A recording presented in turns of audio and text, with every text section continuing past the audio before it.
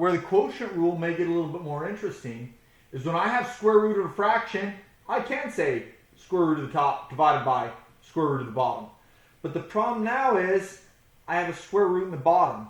And one of the rules we have in math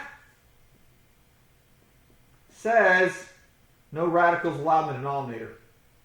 What we call this when a radical is allowed in the denominator, what the book's going to tell us is rationalize the denominator. Rationalize the denominator. Here's what we want to do. With a fraction, if I had a fraction like 4 over 10, I'm allowed to say, okay, to reduce it, divide by 2, divide by 2. It's the same thing as if I were to say multiply by 2, multiply by 2. I can multiply the top and bottom as long as I multiply by the same thing. What I'm going to do here is multiply top and bottom times the square root of 3.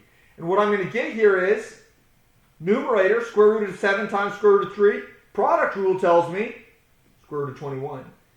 Product rule tells me square root of 3 times square root of 3, square root of 9.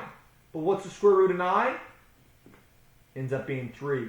There's a rational denominator. It's a whole number. It ends up being, and yeah, my numerator, but I don't care about the numerator. I just need to address I can't have a square root in the denominator.